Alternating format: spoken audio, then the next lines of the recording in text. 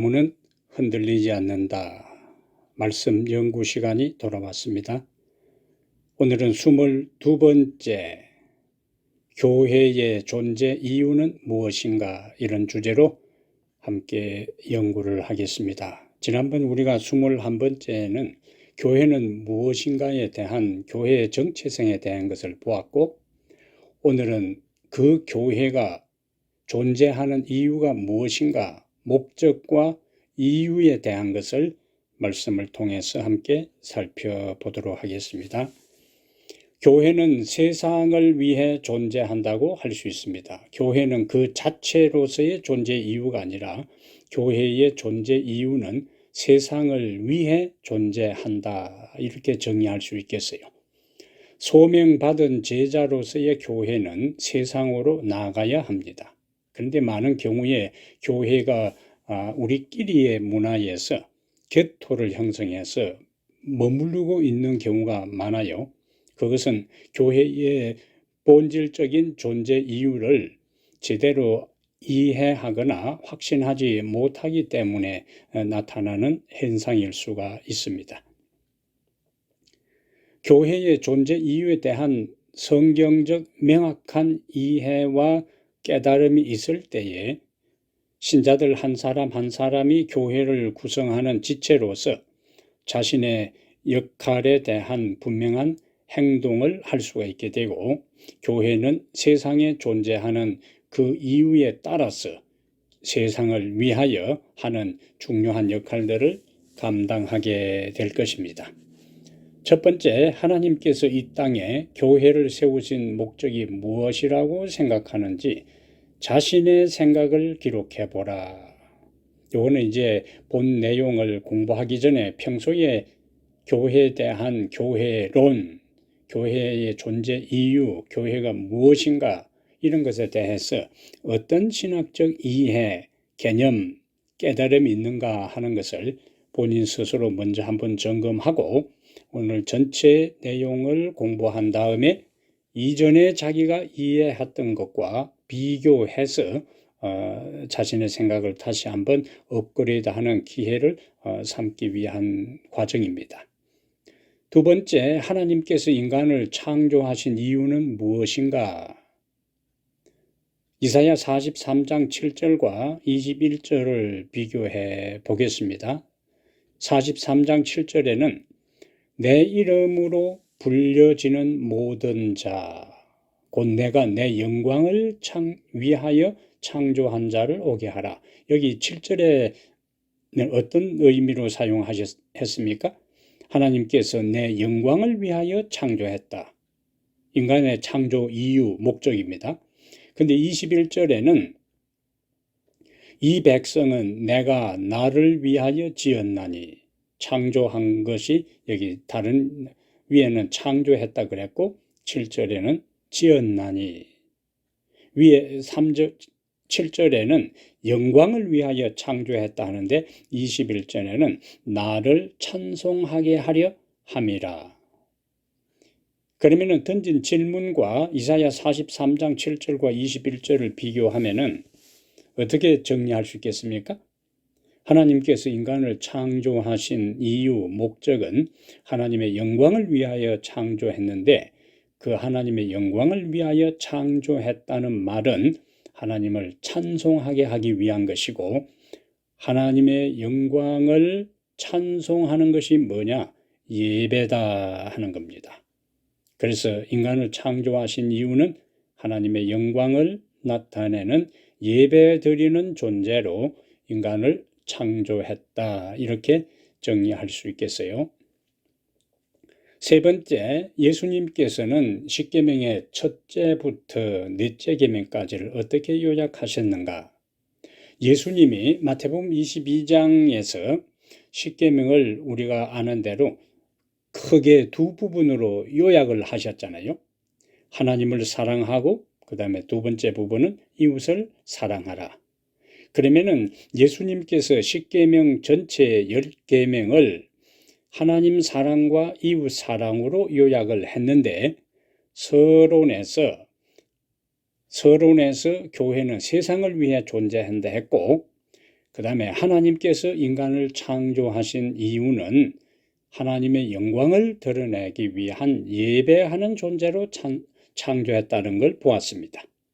그럼 예수님께서 십계명을 두 부분으로 요약한 이 내용 가운데 교회의 존재 이유 5가지가 다 들어 있습니다. 그것을 오늘 22과 교회의 존재 이유는 무엇인가 하는 이 과목에서 예수님이 십계명을 요약한 하나님 사랑과 이웃 사랑 이 내용을 가지고 교회의 존재 이유 5가지를 풀어나가는 겁니다. 자, 4번에 우리가 어떻게 마음을 다하고 목숨을 다하고 뜻을 다하여 하나님을 사랑할 수 있는가? 개인적으로 다양한 의견과 견해를 가질 수 있습니다. 일반적으로 우리가 사랑을 이야기하면은 사랑을 감정적인 차원에서 먼저 생각을 하는 경우가 많습니다. 그래서 누군가를 사랑한다 하는 것은 상대에 대해 좋은 감정을 느끼는 것으로 혼동 이해하는 경우가 많아요. 근데 성경이 말하는 사랑은 엘렌 G. 화이트는 사랑은 원칙이라고 이야기했어요. 원칙.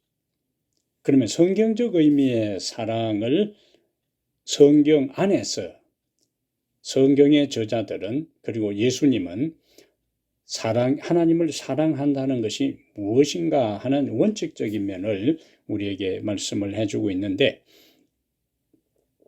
신명기 5장 9절과 10절 모세 오경 가운데 십계명이 두 군데 나오잖아요. 출애굽기 20장과 신명기 5장에 나옵니다. 출애굽기 20장은 광야 세대의 1세대, 애굽에서부터 나온 1세대를 위한 말씀이고 신명기 5장은 광야 2세대 사람들에게 가나안 땅에 들어가기 직전에 모세가 마지막 그들에게 광야 1세대의 하나님의 계명을 전했던 그것을 요약해서 한 것이 신명기 5장에 나오는 십계명입니다. 그 신명기 5장 9절과 10절에 특히 나를 사랑하고 내 계명을 지키는 자에게는 천대까지 은혜를 베푸느니라. 여기 연결되는 단어가요. 나를 사랑하고 내 계명을 지키는 자. 그래서 하나님을 사랑하는 것하고 하나님의 계명을 지키는 것하고 연결선상에서 하나님께서 말씀을 하셨어요. 이 표현이 예수님께서 다락방 담화, 예수님의 다락방 담화, 특히 요한복음 14장에 예수님을 사랑하는 것과 예수님의 계명을 지키는 것의 연결고리를 똑같은 신명기 5장 10절의 말씀의 연장선에서 하신 것을 볼 수가 있어요. 요한복음 14장 15절에 너희가 나를 사랑하면 나의 계명을 지키리라. 요한복음 14장 21절부터 24절에는 나의 계명을 가지고 지키는 자라야 나를 사랑하는 자니 사람이 나를 사랑하면 내 말을 지키리니 나를 사랑하지 아니하는 자는 내 말을 지키지 아니하나니. 십계명 가운데 나를 사랑하고 계명을 지키는 하고 연결했고 예수님을 사랑하면 계명을 지킬 것이고 계명을 지키는 자라야 사랑하는 자고 예수님을 사랑하면 예수님의 말씀도 지킬 것이라 그랬습니다. 그래서 요한은 요한복음에 이어 요한일서 5장 3절에 하나님을 사랑하는 것은 이것이니 우리가 그의 계명들을 지키는 것이라고 명확하게 하나님을 사랑하는 것이 무엇인지를 정의하고 있어요. 자, 그러면은 하나님에 대한 사랑과 이웃에 대한 사랑이 교회의 존재 이유와 목적을 포함하고 있다고 했는데 첫 번째 교회의 존재 이유가 무엇인가? 요한복음 4장 23절부터 24절에 오늘날 하나님은 우리가 어떤 예배를 드리기를 원하시는가?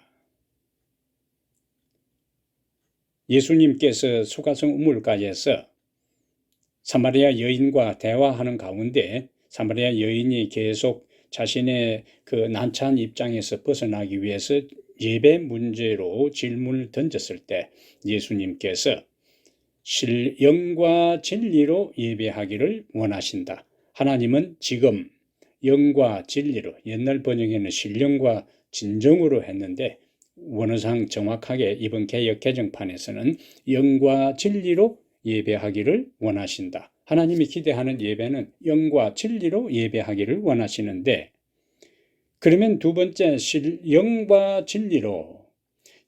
진리로 드리는 예배는 무엇을 의미하는가? 어떻게 하는 것이 영과 진리로 예배하는 것인가? 제가 이야기는 성령의 영은 성령이니까 성령, 그 다음에 하나님이 주신 생명, 성령, 하나님이 주신 생명, 다 영이잖아요. 성령의 감동을 따라, 그게 첫 번째입니다. 그 다음에 진리로 하는 것은 진리에 기초하여 예배를 드리는 것이다. 그럼 왜 예수님께서 하나님께 예배하는 자들은 영과 진리 두 가지 요소를 강조했을까요? 제가 이야기는 성령의 감동만을 강조하다 보면은 사람들이 감정적인 면으로 뜨거운 것만 생각하고 열정적으로 드리는 예배만이 진정한 예배고 감정적으로 치우칠 수 있는 가능성이 인간들에게 많이 있습니다. 근데 만약에 진리에 기초해서 진리로 예배하기를 원하신다 해서 진리만을 강조했다면은 뜨거움과 열정이 없이 단조롭고 메마를 수가 있다는 거죠. 그래서 영과 진리로 예배하는 것은 성령의 뜨거움과 감동과 그 다음에 명확한 냉철한 진리에 기초해서, 그래서 뜨거운 가슴과 차가운 이성, 진리, 균형진 상태에서 치우침이 없이 메마르지도 않고 단조롭지도 않고 그 다음에 너무 한쪽으로 치우친 감정적이고 열정적인 것만도 아닌 뜨거움과 이 진리가 균형을 이룬 가운데 하나님께 예배 드리는 것을 하나님께서 기대하신다. 이렇게 이해를 할 수 있겠습니다. 세 번째, 예배를 통하여 감동과 은혜를 경험하려면 어떻게 해야 하는가? 지금 여기서 말하는 예배 개념은 1차적으로 공적 예배에 초점을 맞추어 이해를 하는 겁니다. 우리가 공예배요. 일반적으로 우리가 예배할 때 연결되는 그 이미지, 함께 모여 어떤 형식을 갖추고 드리는 예배에서 우리가 지금 내용을 전개하고 있습니다. 그럼 우리가 그런 공적 예배에 어떻게 감동과 은혜와 기쁨과 눈물을 경험할 수 있는가? 제가 이해하기는 평소에 여기 영과 진리로 예배하기를 원한다고 했기 때문에 평소에 공적 예배에 참석하기 전에 하나님의 생명, 성령의 감동에 따라서 삶을 살고 항상 말씀의 진리에 가까이 하는 경험을 하는 사람이 비로소 공적 예배에서 하나님의 은혜와 감동을 경험할 수 있다는 말씀이죠. 그러니까 설교도 중요하고 예배 순서 프로그램도 중요하고 예배하는 장소도 중요하지만은 더 중요한 것은 예배자로서의 일상에서 준비되는 것이 감동과 은혜를 경험할 수 있는 중요한 요소가 되는 것입니다. 그래서 일상에서 예배자로서의 삶이 평소에 하나님의 성령에 민감하고 진리를 항상 가까이 하는 삶을 살 때 그 연장선에서 공적 예배에서 영과 진리로 예배하게 되고 그 결과로 감동과 은혜를 경험할 수 있습니다. 그래서 예배 드리기 전에 예배 장소, 예배 순서, 예배를 집례하는 모든 것보다 그 예배에 참여하는 예배자가 준비될 때 감동과 은혜를 경험할 수 있다. 네 번째는 개인적인 것이기 때문에 자신의 결단을 기록해 보고요. 6번째, 그래서 교회 존재 이유의 첫 번째는 하나님께 예배하는 공동체입니다. 교회가 왜 존재하는가? 하나님께 예배드리기 위해서 존재한다. 자, 그것의 연장선에서 6번에 하나님께 드리는 예배는, 하나님께 드리는 예배니까 예배의 대상은 하나님이요. 하나님께 드리는 예배는 교회에서 공적으로 드리는 예배로 끝나는 것이 아니다. 많은 경우에 우리가 공적 예배로서 끝나는 경우가 많아요. 그런데 로마서 12장 1절에 우리가 드려야 할 영적 예배의 또 다른 측면을 말하고 있습니다. 그러므로 형제들아, 내가 하나님의 모든 자비하심으로 너희를 권하노니 너희 몸을 하나님이 기뻐하시는 거룩한 산 제물로 드리라. 이는 너희가 드릴 영적 예배니라. 영적 예배 나오잖아요. 저는 이것을 삶의 예배라 그렇게 부릅니다. 삶의 예배, 일상의 예배. 구약시대에 우리가 이해하는 대로 구약시대의 제물은 희생제물을 가져오면 제사장이 다 점검을 했잖아요. 흠이 있는지 없는지를 다 점검하고 흠이 없이 완전한 제물을 하나님께 드렸습니다. 근데 여기 로마서 12장 1절에는 너희 몸을 하나님이 기뻐하시는 거룩한 산 제물로 드리라 했으니까 구약시대에 희생제물을 드리는 그 희생제물 대신에 신약의 예배는 우리 자신을 하나님께 드리는 것이 예배라는 거죠. 그러면 어떻게 하는 것이 우리 몸을 드리는 예배, 제사가 되는가?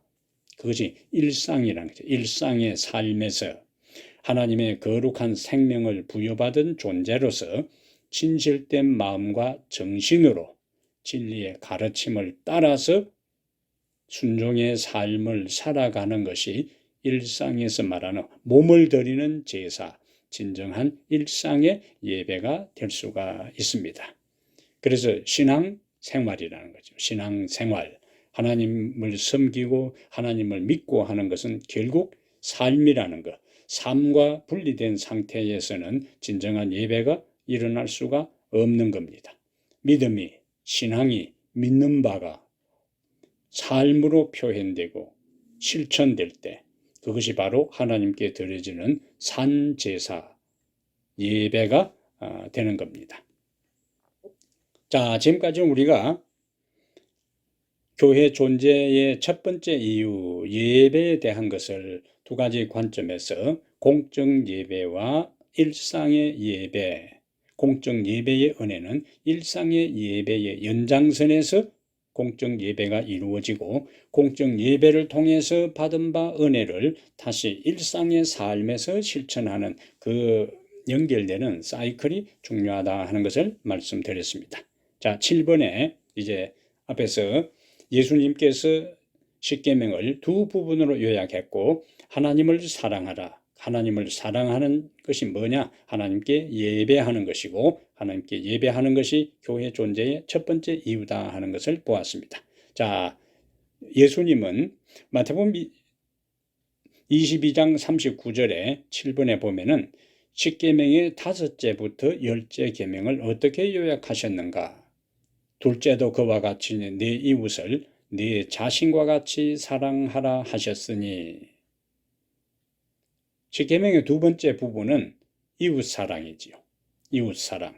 그 이웃사랑 안에 이제 교회 존재 이유의 두 번째부터 이제 내용들이 포함되는 겁니다. 우리가 이웃을 내 몸처럼 사랑한다 하는 것은 이웃의 영적, 정서적, 육체적 필요를 채워주는 봉사를 통해서 나타나는데 이 봉사가 전도를 위한 기초가 되는 것이고 전도하기 전에 봉사를 통해 사람들의 펠트 니드, 필요를 채워주는 일을 먼저 하는 것이 순서라는 이야기예요. 자, 그러면 두 번째 이웃사랑 안에 교회 존재 이유가 있는데 이웃사랑의 첫 번째 내용이 뭐냐? 봉사라는 거예요. 그래서 전체 교회 존재 이유에서는 첫 번째는 예배, 두 번째는 이웃사랑 안에 포함된 봉사입니다. 봉사. 교회 존재 이유의 두 번째 내용은 봉사입니다. 이웃에 대한 사랑을 베푸는, 구체적으로 실천하는 봉사. 자, 8번에 교회는 그리스도의 사랑으로 봉사하기 위해 먼저 그러니까 하나님의 사랑을 경험하고 깨달은 사람이 비로소 그 연장선에서 뭘 할 수 있는가? 이웃을 사랑할 수 있는 거예요. 기준이 하나님께 예배하고 하나님의 말씀을 순종하고 따르는, 하나님을 사랑하는 것이 먼저 될 때 그 사랑의 에너지, 힘과 능력으로 이제는 이웃을 위해 봉사하고 사랑하는 것으로 나타나게 되는 겁니다. 교회는 그리스도의 사랑으로 봉사하기 위해 존재한다는 사실을 예수님은 누가복음 10장 29절부터 37절, 보통 우리가 선한 사마리아인의 비유라 하는 이것을 가지고 말씀을 하셨어요. 자, 8의 1. 사마리아인이 강도 만난 행인을 도와준 동기가 무엇인가? 누가복음 10장 33절에 어떤 사마리아 사람은 여행하는 중 거기 이르러 그를 보고 불쌍히 여겨. 마지막 부분이죠. 동기가 뭡니까? 불쌍히 여긴 거예요. 불쌍히 여겼다. 유사어가 긍휼히 여겼다. 긍휼히 여긴 거예요. 연민, 동정, 불쌍히, 자비를 베푸는 그러한 마음의 상, 불쌍히 여긴 겁니다. 척은지심이죠. 척은지심. 자, 8의 2에 강도 만난 이웃은 누구였는가? 그러니까 위에 봉사의 첫 번째 동기는 뭐냐? 다른 사람을 향한 불쌍히 여기는 마음. 그 불쌍히 여기는 마음은 어디서 오는가? 하나님의 사랑을 경험한 사람에게 나타나는 사랑의 다른 표현이 다른 사람을 연민의 눈으로 보고 긍휼히 여기고 불쌍히 여기고 동정하는 그러한 마음입니다. 강도 만난 이웃은 누구였는가? 강도 만난 이웃은 누구였는가? 여기 누가복음 10장 36절부터 37절에 예수님께서 질문을 합니다. 그 청중들에게 네 생각에는 이 세 사람 중에 누가 강도 만난 자의 이웃이 되겠느냐? 대답을 합니다. 자비를 베푼 자니이다. 그러면 우리의 이웃이 누군가? 예수님이 말씀하신 우리의 이웃에 대한 개념이 명확하게 나오잖아요. 저는 두 가지로 정리를 합니다. 하나는 우리의 도움이 필요한 모든 사람이 이웃이다. 우리에게 있어서 이웃이 누구냐? 우리의 도움이 필요한 모든 사람이 우리의 이웃이고, 그 다음에 그 도움이 필요한 사람에게는 누가 진정한 이웃인가? 자신의 필요를 채워준 그 사람이 진정한 이웃이었다는 거예요. 그러니까 우리 입장에서는 도움이 필요한 사람이고, 도움이 필요한 사람에게 있어서 진정한 이웃은 자신의 도움의 필요를 채워준 그 사람이 진정한 이웃이라는 거예요. 자비를 베푼 사람. 그래서 예수님께서 8의 3에 가서 너도 이와 같이 하라 명령하시는데 뭘 하라는 이야기인가? 너도 이와 같이 하라. 자비를 베푸라는 거예요. 어떤 마음으로? 불쌍히 여기는 마음으로 자비를 베풀 때 그것이 진정한 이웃 사랑 실천이라 하는 겁니다. 그럼 결국에 네 이웃을 네 몸과 같이 사랑하라는 예수님의 말씀이 구체적으로 어떻게 실천될 수 있는가? 도움이 필요한 이웃을 불쌍히 여기고 그들에게 자비를 베풀 때에 네 이웃을 네 몸과 같이 사랑하라는 예수님의 십계명의 두 번째 정신을 우리가 실천하는데 바로 그것을 위해 교회가 존재한다는 거예요. 자, 8의 4에 사마리아인의 사랑의 봉사에서 돋보이는 점들이 무엇인가? 남들이 보지 않는 상태에서 주변 사람들이 있으면은 주변 사람들의 시선 때문에라도 돕고 봉사할 수 있습니다. 근데 아무도 보지 않은 상태에서 사마리아 사람은 그렇게 했어요. 그리고 자기가 가진 소중한 전부를 바쳤습니다. 그리고 그를 여관까지 데리고 가서 그리고 또 더 추가 경비가 들면은 다시 지불하겠다고 할 정도로 그는 끝까지 책임을 지고 노력했어요. 그리고 그는 아무 대가를 기대하지 않았습니다. 대가를 바라지 않는 헌신적인 사랑이고, 그 다음에 그가 그 강도 만나서 쓰러진 그 사람을 돕는 데 있어서는 주변의 다른 강도들에 급습하거나 그들을 약탈할 수 있는 위험이 있었지만은 위협과 그다음에 그가 가야 할 길, 자기 업무가 있음에도 불구하고 위협과 바쁜 가운데 있었지만은 그 이웃을 위해 진정한 사랑을 베푼 것을 보게 돼요. 이러한 요소들이 사마리아 사랑의 봉사에서 우리에게 주는 교훈이 되겠습니다. 사마리아인과 당신을 비교하면서 발견하는 것이 있으면 말하라. 개인적으로 그것을 살펴보면 좋겠고요. 자, 9번에 그리스도인의 삶의 목적은 무엇이 되어야 하는가? 베드로전서 4장 10절에 각각 은사를 받은 대로 하나님의 여러 가지 은혜를 맡은 선한 청지같이, 마지막 구절, 서로 봉사하라. 그리스도인의 삶의 목적 중에 하나가 봉사라 하는 거지요. 우리의 삶을 그리스도께 드릴 때 우리의 남은 생애를 주님과 이웃을 위하여 봉사하며 살겠다고 서약하는 것이 된다. 자, 세 번째 교회의 존재 이유와 목적이 네 이웃을 네 몸과 같이 사랑하는 것 가운데서 어디에 있는가?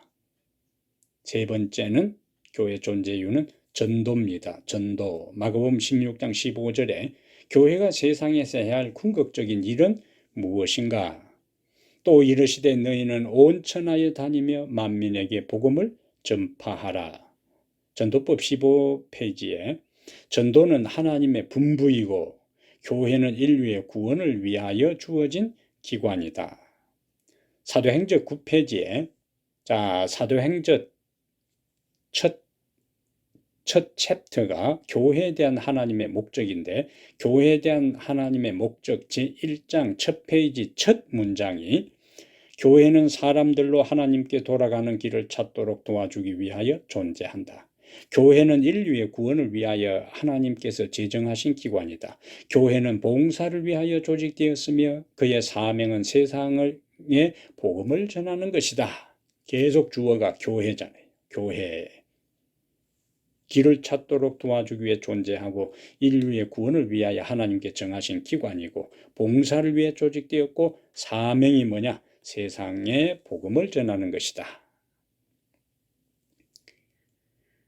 바울은 11번에 로마서 1장 14절 15절에 세상에 대해 빚을 지고 있는 것으로 이야기했는데 빚진 자의 정신입니다. 뭐라고 표현했는가? 로마서 1장 14절 15절에 헬라인이나 야만인이나 지혜 있는 자나 어리석은 자에게 다 내가 빚진 자라. 자, 빚진 자라 이야기해놓고 그러므로 나는 할 수 있는 대로 로마에 있는 너희에게도 복음 전하기를 원하노라. 무슨 빚을 졌는가? 복음을 전하는 빚을 졌기 때문에 그 빚을 갚는 것이 뭐냐? 복음을 전하는 거예요. 우리가 일반적으로 다른 사람에게 빚을 졌으면 그 빚을 갚아야 할 의무가 있습니다. 어떤 경우에도 그 빚은 갚아야 되는 거예요. 마찬가지로 빚진 자의 정신, 복음을 전하는 빚진 자의 정신으로 우리의 그리스도인 한 사람 한 사람, 교회가 그 사명에 대한 인식을 명확하게 하는 것이 필요하지요. 교회정은 4권 53페이지에는 영혼을 구원하는 일은, 영혼을 구원하는 일은 그리스도를 믿는다고 공언하는 모든 사람들의 필생의 사업이 되어야 한다. 그러니까 젊은 날에만 아니고 그 다음에 중년도 아니고 노년도 아니고 일생에 예수를 받아들이고 난 다음에 일생을 통하여 그 중요한 사업이 뭐냐? 영혼을 구원하는 일인데 우리는 하나님께로부터 은혜와 빛을 받고 또 귀하고 능력 있는 진리를 발견하였으므로 세상에 대하여 빚진 자들이 되었다. 앞에서 우리가 빚은 갚아야 되는 것인데 어떤 빚을 우리가 졌는가? 우리가 하나님께로부터 은혜를 받고 빛을 받고 구원을 받고 진리를 받았으니까 이제 그것을 다른 사람에게 나누라는 거예요. 하나님께 갚는 것이 아니고 다른 사람에게 나누는 것이 하나님께 그것을 갚는 것이 되는 겁니다. 자, 이렇게 우리가 교회 세 번째 사명이 전도라면은 무엇을 전할 것인가? 사도행전 5장 30절부터 32절에 너희가 나무에 달아 죽인 예수를 우리 조상의 하나님이 살리시고 베드로가 지금 설교하는 겁니다. 전도하는 거예요. 이스라엘에게 회개함과 제사함을 주시려고 그를 오른손으로 높이사 임금과 구주로 삼으셨느니라. 우리는 이 일의 증인이요 하나님이 자기에게 순종하는 사람들에게 주신 성령도 그러하니라. 전도할 내용은 너희가 나무에 죽인 예수를, 우리가 뭘 전하는가? 십자가를 전하는 겁니다. 우리 조상이 하나님이 살리시고 무엇을 전하는가? 예수님은 죽음으로 끝난 것이 아니라 부활하셨다는 것을 이제 전하는 거예요. 예수의 죽음과 부활. 그 다음에 이스라엘에게 회개함과 제사함을 주시려고 오른손으로 높이사 임금과 구주로 삼으셨느니라. 그는 성천을 이야기하는 거예요. 예수님의 십자가, 예수님의 부활, 예수님의 성천, 그럼 그 모든 것이 무엇을 우리에게 시사하는가? 그것을 통해서 우리에게 회개하는 것과 죄사함으로 구원 얻도록 하는 것이기 때문에 우리는 예수님의 십자가를 전하고 부활을 전하고 성천을 전하는 거예요. 그것이 무엇이 의미가 있다고? 그것을 통해서 우리가 회개하고 죄 용서받고 구원 얻도록 하기 위한 그러한 내용을 우리가 전하는 겁니다. 13번에 베드로는 예수님을 믿고 회개하는 사람에게 무엇을 하라고 권면했는가? 사도행전 2장 38절에 베드로가 이르되 너희가 회개하여 각각 예수 그리스도 이름으로 침례를 받고 죄 사함을 받으라. 그리하면 성령의 선물을 받으리니 뭘 하라고 했어요? 침례를 받으라고 했어요. 침례. 예수를 복음을 받아들인 사람은 침례를 받고, 그 다음에 14번에 예수님은 너희는 가서 모든 족속으로 제자를 삼으라고 말씀하셨는데 예수님을 믿지 않는 사람들이 언제 그리스도의 제자가 되는가? 사도행전 2장 41절에 그 말을 받은 사람들은 침례를 받음에 이날의 신도의 수가 3천이나 더하더라. 앞에 개역 성경에는 제자의 수가 3천이나 더하더라 그랬습니다. 그래서 우리가 예수님의 제자가 되는 것은 보통 우리가 일반적으로 생각하는 것처럼 제자 훈련을 받아 제자가 되는 것이 아니고 예수님을 믿음으로 구원받아 그리고 침례를 받아서 제자가 되었기 때문에 제자로서 제자 훈련을 받는 거지 제자 훈련을 받아 제자가 되는 게 아니라는 거예요. 저는 개념을 좀 달리 생각합니다. 일반적으로 많은 경우에 목회자들이나 교회에서 제자 훈련을 받아야 제자가 된다고 생각하는데 예수님의 제자들이 제자 훈련을 받고 난 다음에 제자가 된 것이 아니고 예수님의 부름을 받는 순간에 그들은 예수님의 제자가 되었어요. 예수님의 제자로 부름 받았기 때문에 그들은 3년 반 동안 예수님의 제자로서 훈련을 받았다는 거예요. 정리하면 예수님의 제자는 훈련을 받아서 제자가 되는 것이 아니라 예수님을 믿고 침례를 받은 사람은 다 예수님의 제자요. 그러니까 모든 예수 믿고 침례 받은 사람은 다 예수님의 제자가 되는 겁니다. 그래서 그들은 침례 받음으로 교회 안에서 하나로 연결된 그리스도 안에서 운명 공동체가 돼요. 우리가 앞에서 교회가 무엇인가 하는 데서 봤던 것처럼 그리스도의 몸이 되고 우리가 한 사람 한 사람은 지체가 되어서 그리스도를 머리로 우리는 몸, 우리들 한 사람 한 사람 개인은 지체가 되어서 운명 공동체가 되는 거예요. 자, 이것은 뭘 의미하는가? 15번에 교회의 존재 이유 세 번째로 연결됩니다. 교회 존재 이유 예배, 두 번째는 봉사, 세 번째는 전도, 그 다음에 네 번째는 이렇게 침례를 받고 하나로 예수님 안에서 운명 공동체의 가족이 된 자들은 뭘 하는가? 네 번째 교회 존재 이유는 15번에 하나님 안에서 운명 공동체인 교회와 한 몸으로 침례를 받음으로 한 몸으로 연합한 사람들은 누구와 사귐, 교제, 친교를 경험하는가?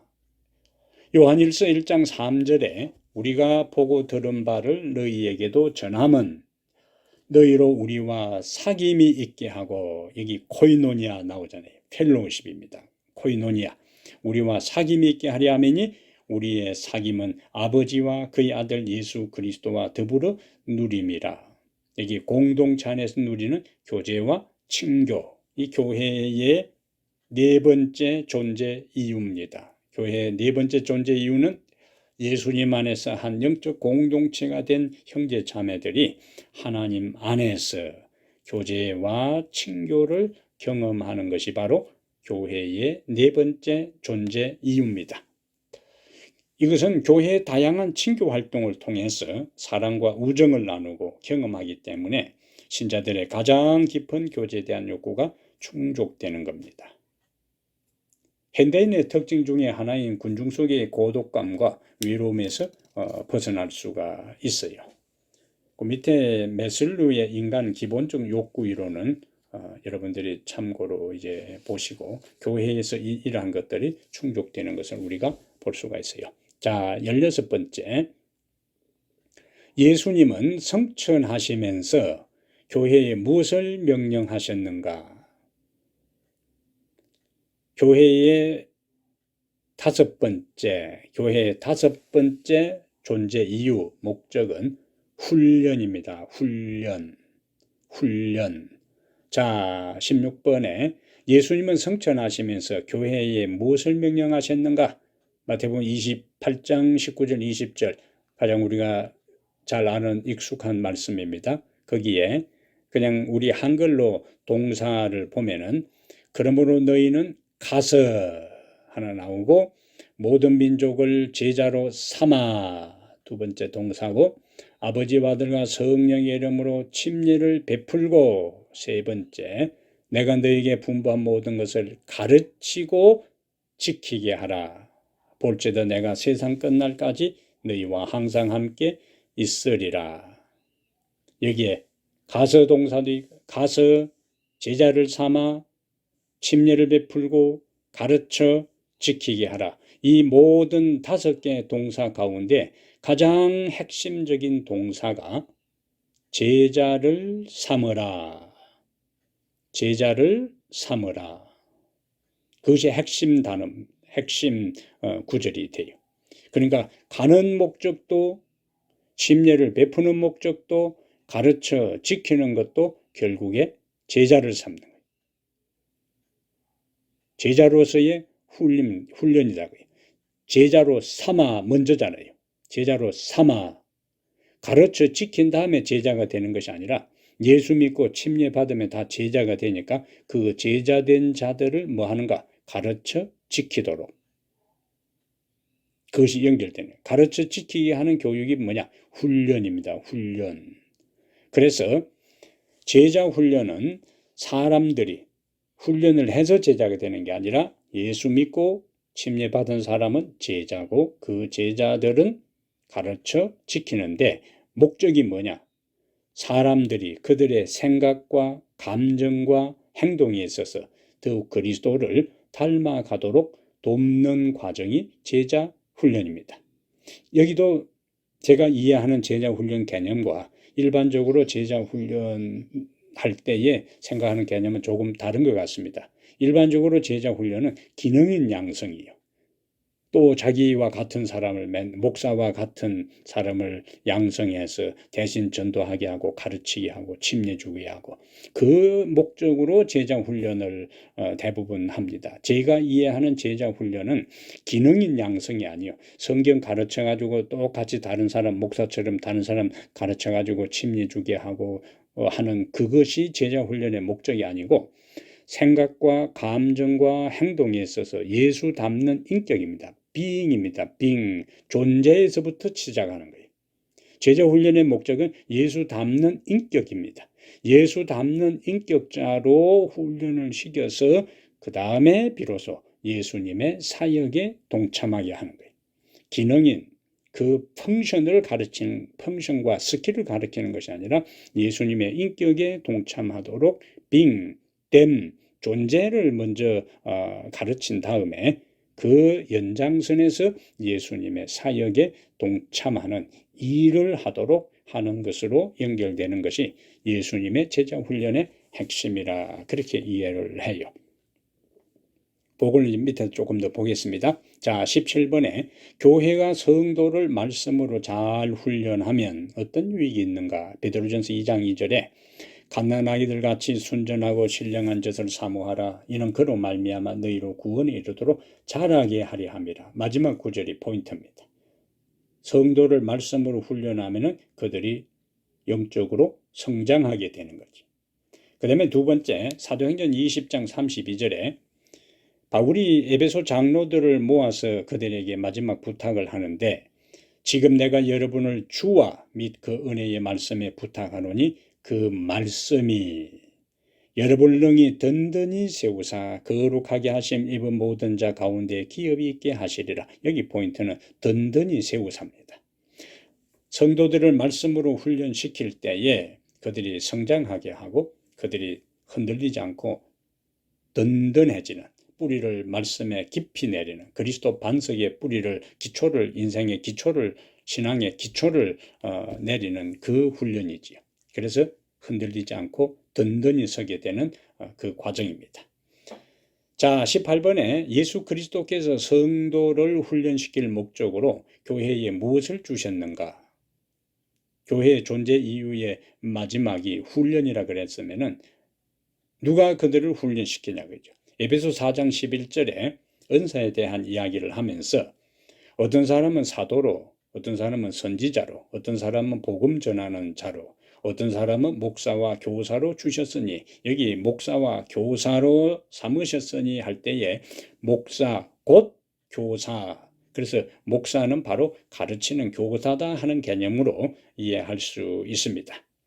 그렇다면 목사가 해야 할 구체적인 일이 뭐냐? 은사 가운데 목사가 해야 할 핵심적인 일이 에베소 4장 12절과 13절에 자, 이 목사와 교사로 하나님께서 목사 곧 교사, 가르치는 자로, 교육하는 자로, 훈련하는 자로 목사의 펑션, 기능이 있는데 어떻게 하는가? 12절 13절에 에베소 성도를 온전하게 하며 봉사의 일을 하게 하며 그리스도의 몸을 세우려 하심이라. 여기 순서 세 가지 포인트입니다. 성도를 온전하게 하여 봉사의 일을 하게 하며 그리스도의 몸을 세우려 하심이라. 논리적인 순서요. 그래서 위에 제자훈련 목적, 제자 성도 교육의 목적은 첫 번째, 제일 중요한 게 성도를 온전하게 하며 인격적 훈련입니다. 예수 닮는 인격이요. 인격, 막연한 인격이 아니라 예수님의 품성을 담는 그 훈련, 성도를 온전하게 하여 그 연장선에서 봉사의 일을 하게 하며 예수님이 하셨던 사역에 동참하게 하는 거예요. 그 결과가 뭐냐? 그리스도의 몸을 세우려 하심이라. being에서 doing으로, 됨에서 함으로, 예수 닮는 인격에서 예수 그리스도의 사역에 동참해서 예수의 몸을, 그리스도의 몸을 세워가는 것이 제자 훈련의 궁극적인 목적이고 그 일을 하는 것이 목사의 가장 중요한 역할, 사명이라는 거죠.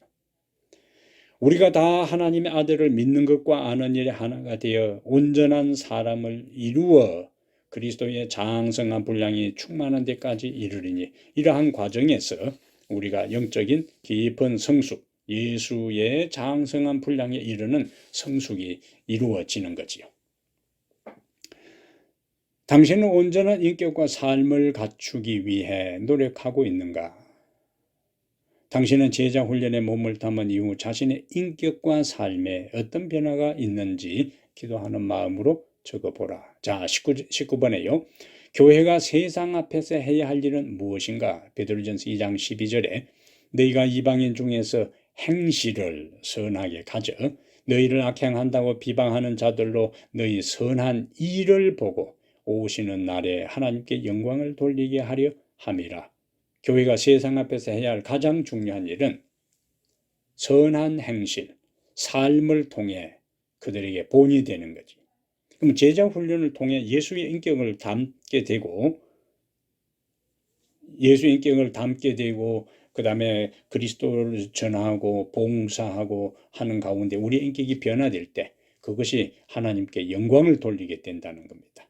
마태복음 5장 16절에 예수님께서 우리를 세상의 빛이라고 하면서 너희의 착한 행실을 보고 다른 세상 사람들이 하나님께 영광을 돌리게 하라 하는 마태복음 5장 16절의 예수님의 말씀은 베드로전서 2장 12절의 말씀하고 같이 통하는 말씀입니다. 그래서 교회는 세상 앞에 거룩한 생활의 모본을 보여주는 거예요. 교회가 그렇게 하지 못할 때에 교회는 오히려 다른 사람들의 지탄의 대상이 되고 하나님께 욕을 돌리게 되는 겁니다. 정리하면은 21번 다음의 말씀을 마음에 믿고 받아들이면 진술에 표하여 자신의 결심을 표현하라. 하나님께서 인간을 창조하신 목적은 예배하도록 하기 위해서이다. 십계명은 하나님을 사랑하는 것과 인간을 사랑하는 것으로 요약할 수 있습니다. 그러면 우리가 하나님을 사랑하는 것은 뭐로 표현되는가? 예배를 통하여 표현되는 거예요. 그리고 하나님은 우리가 신령과 진정으로 성령과 진리로 예배하기를 원하십니다.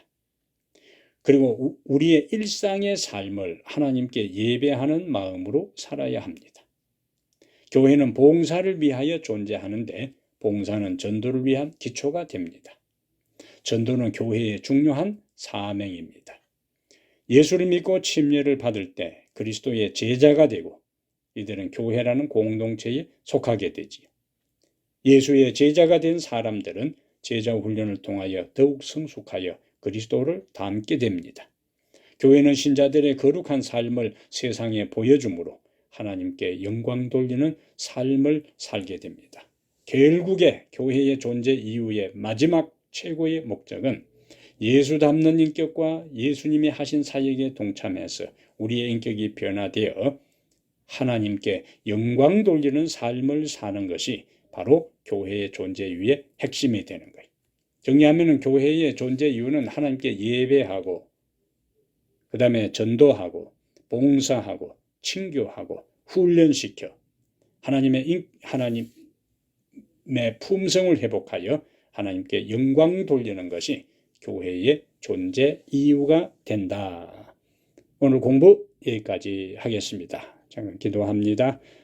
이 땅에 교회를 세우신 우리 하나님, 우리로 하여금 예수 그리스도를 섬기고 하나님께 예배하는 존재로 우리를 창조해 주시니 감사합니다. 우리가 하나님을 참으로 사랑할 때에 우리는 전도하게 되고 봉사하게 되고 예배하게 되고 그리고 성도와 더불어 아름다운 친교를 나눌 수 있습니다.